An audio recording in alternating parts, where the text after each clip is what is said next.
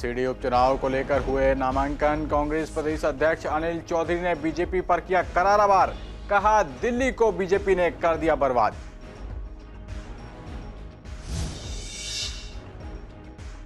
MCD की 5 सीटों पर नामांकन के साथ ही बड़ी चुनावी सरगर्मी। यमुना पार में 3 सीटों पर होना है उपचुनाव। सभी प्रत्याशियों ने किया अपनी अपनी जीत का दावा।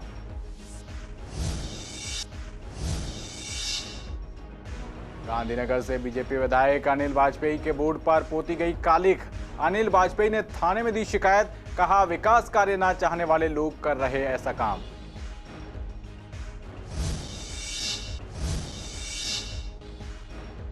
गाजीपुर बॉर्डर पर अभी भी जारी है किसानों का आंदोलन। आंदोलन को समर्थन देने पहुंचे कई संत। कहा, कानून वापसी और किसान हित के बारे में सोचे सरकार।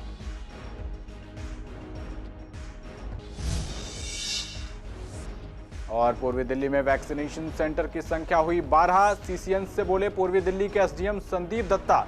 सभी 12 सेंटर्स अचीव कर रहे हैं वैक्सीनेशन का टारगेट।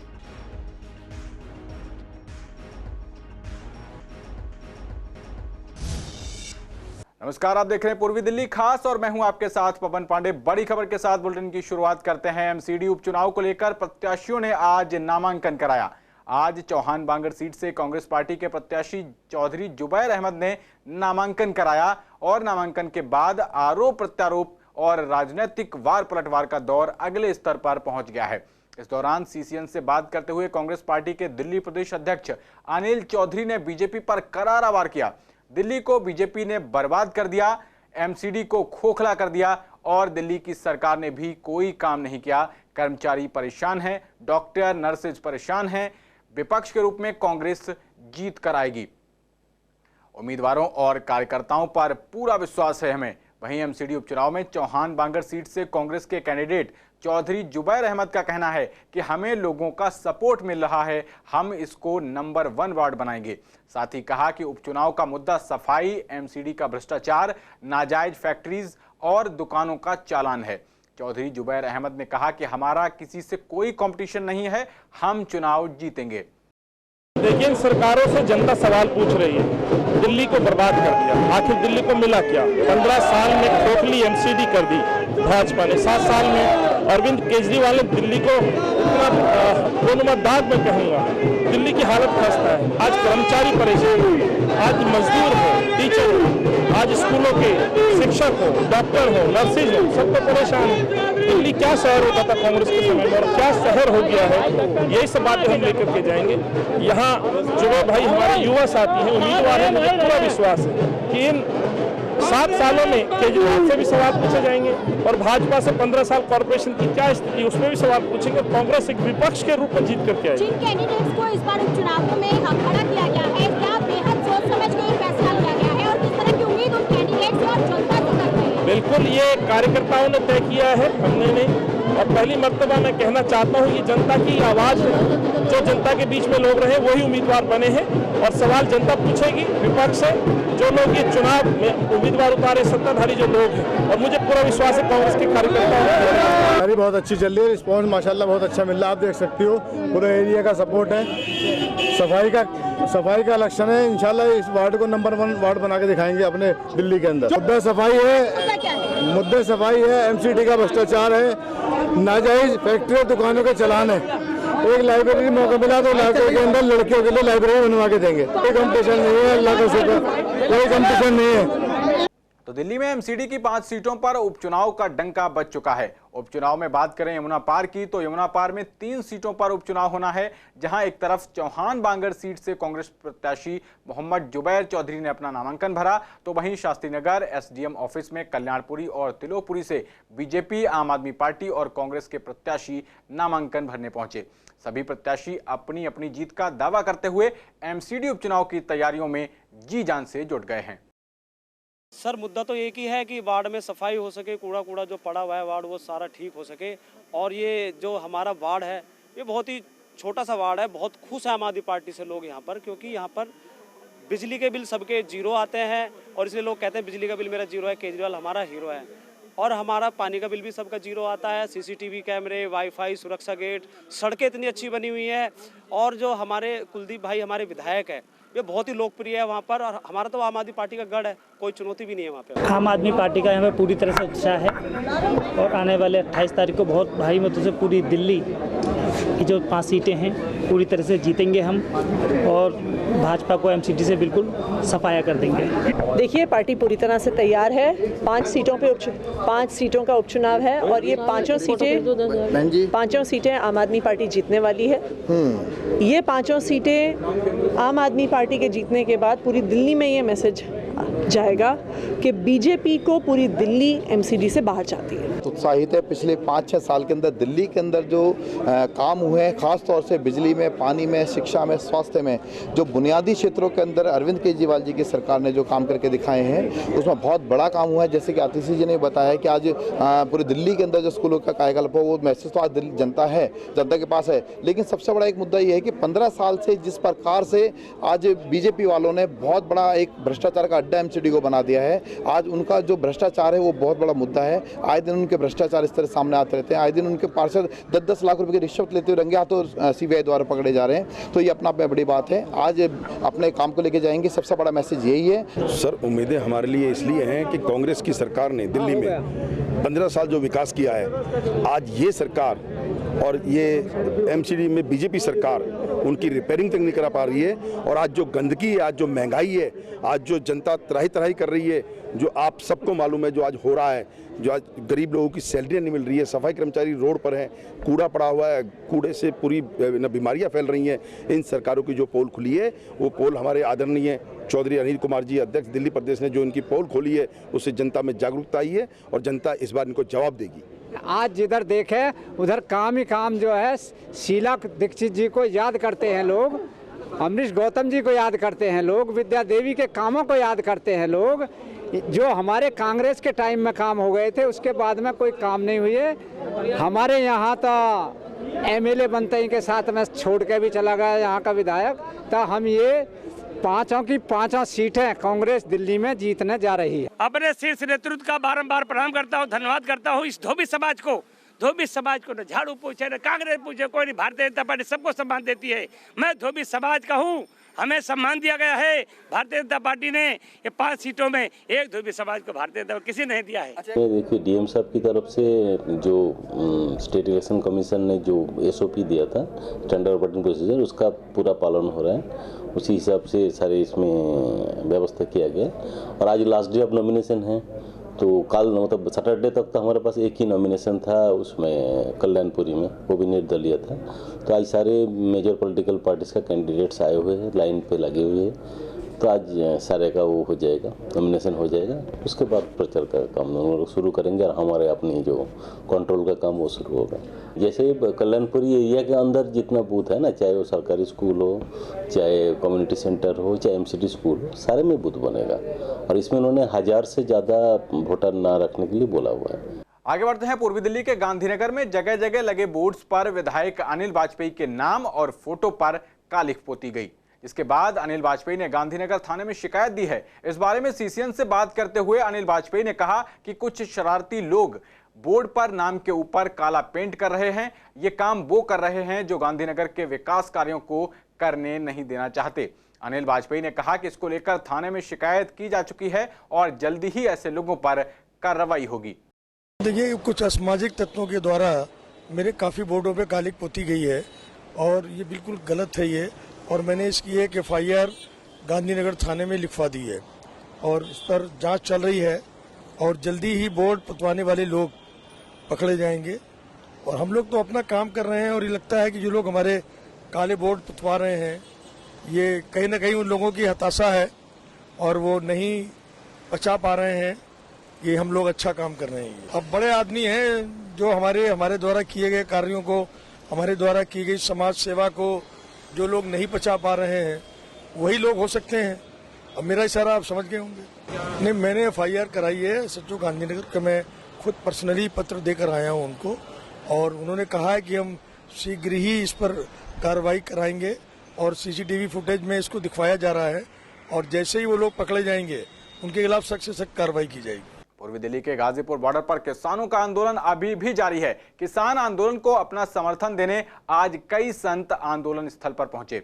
संतों का कहना था कि ये तीनों कानून सरकार जल्द वापस ले और किसानों के हित के बारे में सोचे। वहीं प्रधानमंत्री नरेंद्र मोदी ने आज सदन में एमएसपी जारी रहने की बात कहते हुए किसानों से आंदोलन खत्म कर बातचीत करने के लिए कहा।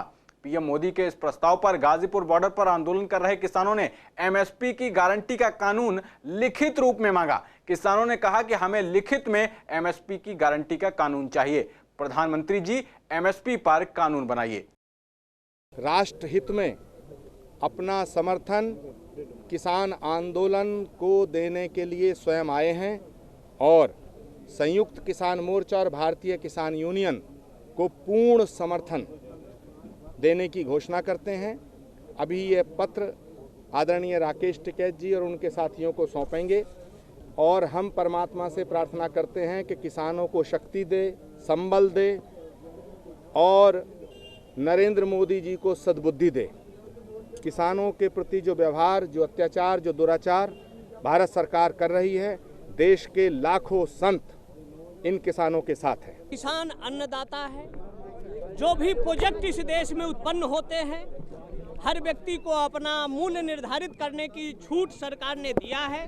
तो किसान के उत्पादन का रेट निश्चित करने का अधिकार जिस दिन किसान को मिल जाएगा, किसान भूखा नहीं मरेगा, आत्महत्या नहीं करेगा।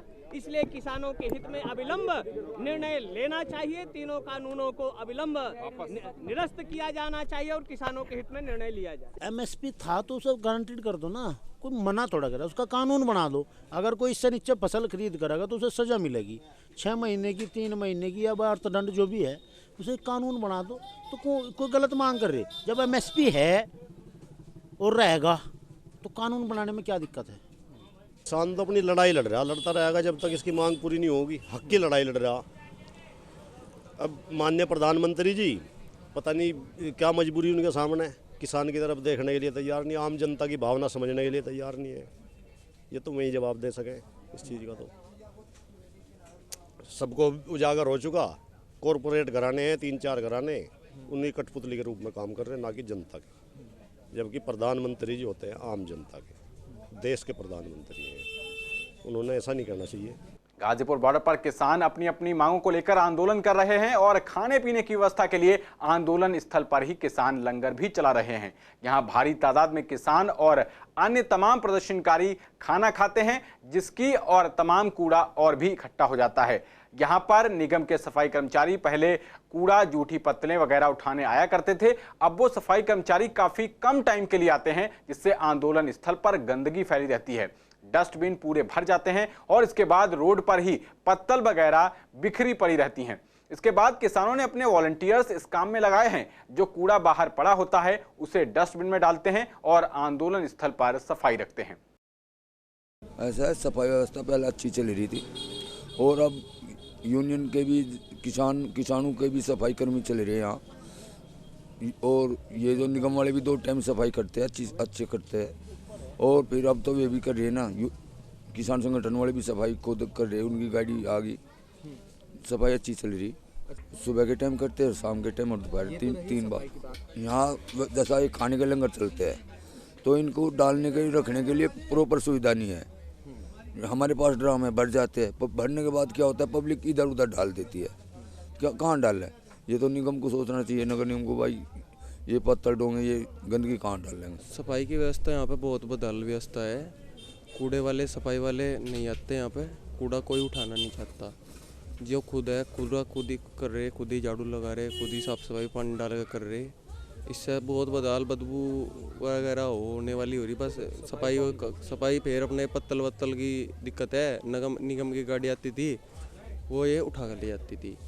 दिल्ली में ओवरऑल वैक्सीनेशन प्रोग्राम की रफ्तार करीब 50% के आसपास ही बनी हुई है, जबकि अब हेल्थ केयर वर्कर और फ्रंटलाइन वॉरियर्स का साथ साथ वैक्सीनेशन किया जा रहा है। लेकिन वैक्सीनेशन औसत में इजाफा नहीं हो रहा। इस पर हमने पूर्वी दिल्ली के एसडीएम संदीप दत्ता से बात की। इस दौरान संदीप दत्ता का कहना था कि अब पूर्वी दिल्ली में वैक्सीनेशन सेंटर की संख्या 12 हो चुकी है, 2 सरकारी और 10 प्राइवेट हॉस्पिटल्स में वैक्सीनेशन किया जा रहा है। शुरू में वैक्सीनेशन की रफ्तार कम थी, अब वैक्सीनेशन रफ्तार पकड़ता नजर आ रहा है और पूर्वी दिल्ली के सभी 12 सेंटर्स अपना टारगेट अचीव कर रहे हैं। आपको बता दें कि हेल्थ वर्कर्स और फ्रंट लाइन वॉरियर्स का हौसला बढ़ाने के लिए आज पूर्वी दिल्ली के डीएम ने भी कोरोना वैक्सीन लगवाई।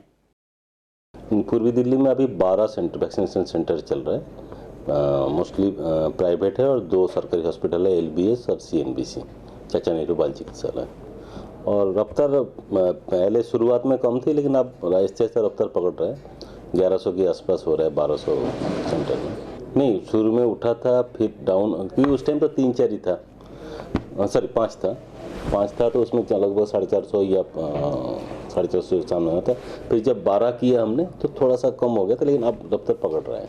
वो ना फ्रंटलाइन वर्कर्स और हेल्थ वर्कर्स दोनों का चल रहा है। कॉमन पब्लिक का तो अभी स्टार्ट नहीं हुआ, तो सर ने दोनों इसको हेल्थ वर्कर और जो फ्रंटलाइन वर्कर दोनों को सर ने इनकरेज करने के लिए खुद वैक्सीनेशन लिया है और उन्होंने कहा कि आप लोग भी आगे आ जाइए, इसमें भलाई है, बुराई कुछ नहीं है, क्योंकि हम कोविड से वो हो जाए। नहीं, अभी तक जो हमारी रिपोर्टिंग है, जो इनका जो होता है मेडिकल टर्म में AEFI सिम्टम्स, ऐसा कुछ खास नहीं है। एक आदमी कोई माइल्ड आया था, वो 1-8 घंटा ऑब्जर्वेशन करने के बाद वो भी खत्म हो गया। तो हमारे डिस्ट्रिक्ट में, खासकर इस डिस्ट्रिक्ट में, हमें ऐसे कुछ चीजें नजर में नहीं है। उत्तराखंड के चमोली जिले में ग्लेशियर फटने से बड़ी तबाही मच गई, जिसके बाद राज्य से लेकर केंद्र सरकार का तंत्र राहत और बचाव कार्य में लगा हुआ है। सबकी पहली कोशिश है कि जान माल के नुकसान को कम से कम किया जाए।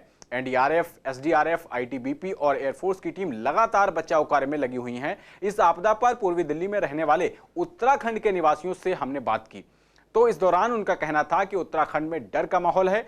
जब ये सूचना उत्तराखंड के निवासियों तक पहुंची तो वो अपने परिजनों और जानने वालों से संपर्क करने की कोशिश में रहे।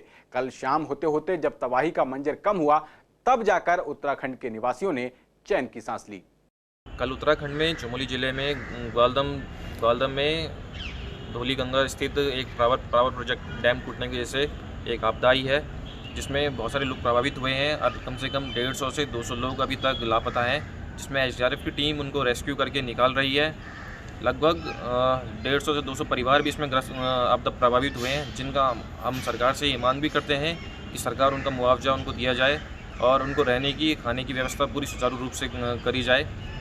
तीसरा, जब टूरिस्ट जब उत्तराखंड में आता है तो बहुत डर के साथ आता है। अब तो यहाँ 13 की आपदा के बाद भी आपने देखा होगा कि बहुत टूरिस्टों का आना उत्तराखंड में बहुत कम हो चुका था, और हम ये चाहते हैं सरकार से कि मतलब एक लिमिटेड, उसमें पर दिन एक लिमिटेड तरीके से टूरिस्ट उत्तराखंड के अंदर आए, और ताकि एक बैलेंस बना रहे प्रकृति और टूरिस्ट मानवों के बीच में। तमाम जो कल सुबह से शाम तक जो माहौल था, लोगों में बहुत डर का माहौल था और लोग बहुत डरे थे, सहमे हुए थे, परंतु जब शाम तक जो स्थिति जब सामान्य हुई तो लोगों पे फिर उसके बाद सारा माहौल ठीक हो गया। उत्तराखंड सरकार से उत्तराखंड की जनता यही उम्मीदें लगाई बैठी है कि जल्द से जल्द वहाँ पर रेस्क्यू जो वहाँ पर चल रहा है, रेस्क्यू ऑपरेशन जल्द से जल्द वहाँ पर हो, और जितने लोग हमारे भाई लोग जो वहाँ पर फंसे हुए हैं जल्द से जल्द वहाँ से बाहर आए। SDRF और NDRF की टीम बहुत अच्छा वहाँ पर काम कर रही हैं, तमाम लोगों को रेस्क्यू से बाहर भी निकाल चुकी हैं, कुछ लोग अभी फंसे हुए हैं और आशा करते हैं कि जल्दी वो लोग वहाँ से बाहर निकल जाएंगे। यहाँ पर इससे पहले भी 2013 में केदारनाथ आपदा आई थी। सबसे पहले तो तमाम लोग पूरे देश के भीतर, पूरे देश से इस केदारनाथ में यहाँ पर लोग आते थे दर्शन करने के लिए। तो जब वो आपदा आई उसके बाद लोग बहुत डरे थे, सहमे थे, तो बड़ी मुश्किल में उस आपदा को टेक ओवर करने में बड़ी मुश्किल में बहुत समय लगा, और अब जाके थोड़ा सा स्थिति सामान्य हुई थी। लोग उत्तराखंड आने में बिल्कुल नहीं डर रहे थे, परंतु अचानक एक और आपदा अचानक आ पड़ी, जिससे लोगों में और डर का माहौल पैदा हो गया। तो खबरों में आगे बढ़ते हैं। गाजीपुर स्लॉटर हाउस का टेंडर नई कंपनी को मिलने के बाद टेंडर प्रक्रिया विवादों में पड़ गई है। स्लॉटर हाउस का संचालन हैदराबाद की कंपनी को मिलने के बाद पुरानी कंपनी अलाना ने टेंडर प्रक्रिया को कोर्ट में चैलेंज किया है। वहीं पूर्वी दिल्ली नगर निगम पुरानी कंपनी को स्लॉटर हाउस खाली करने का आदेश दे चुका है। इस मुद्दे पर निगम के मेयर निर्मल जैन से बात की CCN संवाददाता वंदना कश्यप कैंथ ने। इस दौरान मेयर निर्मल जैन का क्या कुछ कहना है, देखिए ये खास बातचीत। तो गाजीपुर स्लॉटर हाउस को पुरानी कंपनी को ये बोला गया है कि जल्द से जल्द खाली करे, और नई जो कंपनी है वो हैदराबाद से आ रही है। हाल क्या आगे की पूरी जानकारी है, इसकी जानकारी लेंगे। मेरे साथ निर्मल जैन साहब मौजूद हैं, उनसे बात करके। देखिए, हमारे यहाँ जो बदलाव होता है वो टेंडर प्रक्रिया के द्वारा होता है, वो किसी की मनमर्जी से नहीं होता। जो पहले टेंडर फ्लोट किए गए, टेंडर में जिन लोगों ने उसमें अपना जो टेक्निकल बिड डालते हैं, फिर फाइनेंशियल बिड खुलती है। टेक्निकल बिड में जो सक्सेस होते हैं उन्हीं को फाइनेंशियल, 2 लोगों ने टेक्निकल बिड की सक्सेस की गई जो पाई गई, उसके बाद फाइनेंशियल बिड खोली गई। फाइनेंशियल बिड में जिसके रेट अधिक होते हैं उसको टेंडर अलॉट किया जाता है। तो स्लॉटर हाउस में इसी तरीके से हुआ है, जो फाइनेंशियल बिड जब खोली गई तो उसमें जो दूसरी कंपनी थी, जो एग्जिस्टिंग कंपनी एलाना ने भी डाला था, एक दूसरी कंपनी हैदराबाद की है उसको, तो नेचुरल है क्या कहते हैं कि जिसका भी रेट अधिक होगा, जिससे निगम को ज़्यादा प्राप्ति होगी, उसको हमने दिया। इसमें कोई किसी की व्यक्तिगत चाहने या ना चाहने का प्रश्न ही नहीं पैदा उठा, और हमने उसको टेंडर अलॉट कर दिया है। और उसकी bank guarantee, performance bank guarantee आने के बाद अब उसको हमने एलाना कंपनी जो जिस समय एग्जिस्टिंग है, वो जो काम कर रही है, उसको हमने जो है ना समय दिया 18 फरवरी तक का, और 18 फरवरी तक उनको खाली करके और यह दूसरी कंपनी को हम शुरू कर। जो गाजीपुर स्लॉटर हाउस है वो एलाना के पास था, काफी लंबे समय से था और बार बार चर्चाओं का विषय भी बन रहा था। लेकिन इस बार एक बहुत बड़ा बदलाव जो है वो देखने को मिल रहा है, क्योंकि अब एलाना नहीं बल्कि एक हैदराबाद की कंपनी है जो इस स्लॉटर हाउस की जिम्मेदारी संभालने जा रही है। और पुरानी कंपनी को चेतावनी दे दी गई है उस स्लॉटर हाउस को खाली करने के लिए। अब देखना ये होगा कि आने वाले समय में क्या ये जो स्लॉटर हाउस है वो भी चर्चा का विषय बनेगा, या फिर ये हैदराबाद की नई कंपनी उसको संभालने में सक्षम नजर आएगी। कैमरा पर्सन मोहित के साथ मैं वंदना कश्यप, कैंट, CCN। पूर्वी दिल्ली नगर निगम में चल रही सफाई कर्मचारियों की हड़ताल शुक्रवार को खत्म हो गई, लेकिन कई इलाकों से अभी भी गंदगी की तस्वीरें सामने आ रही हैं। कई इलाकों में सफाई की जा रही है, वहीं शाहदरा, विश्वास नगर और सीलमपुर में कई जगह अभी भी कूड़ा सड़कों पर पड़ा हुआ है। कूड़े के ढेर से उठती दुर्गंध से लोग परेशान हैं। गंदगी के चलते लोगों में संक्रमण फैलने का डर बना हुआ है। वहीं पूर्वी दिल्ली के अजीत नगर में आज निगम पार्षद श्याम सुंदर अग्रवाल ने नाला निर्माण कार्य का उद्घाटन किया। आपको बता दें कि गली नंबर 4 का नाला जो टूट गया था, इसके बनने से यहां हो रही दुर्घटनाएं समाप्त हो जाएंगी। नाला टूटे रहने के कारण कई बच्चे और महिलाएं गिरकर चोटिल हो चुकी हैं। अब इसके निर्माण कार्य का उद्घाटन निगम पार्षद श्याम सुंदर अग्रवाल ने किया है। मिली जानकारी के मुताबिक इसकी लागत में 10 लाख रुपए खर्च आने हैं, जिससे 100 मीटर लंबे नाले का निर्माण 20 दिन में पूरा कर लिया जाएगा। अजीत नगर नाला जो कई महीनों से टूटा पड़ा था, जिसके अंदर कई बच्चे गिर चुके थे, चोटें भी आई, हमने निगम की कमिश्नर को कहकर, महापौर महोदय को कहकर इसका इमरजेंसी बजट 10 लाख रुपए पास करवाया है। इसमें 330 फुट का लंबा नाला बनेगा, दीवारें बनेंगी, चिनाई होगी, जहां जहां ढक्कन नहीं है वहां ढक्कन लेंगे और एक मजबूत निर्माण होगा। मैं निगम के महापौर जी का धन्यवाद देना चाहता हूं कि जिन्होंने तुरंत इस बजट को पास करवाया। जो यहाँ के क्षेत्रवासियों का धन्यवाद देना चाहता हूँ, जो वे संज्ञान में लेके आए कि नाला टूट गया है, इसकी तुरंत रिपेयर की जाए।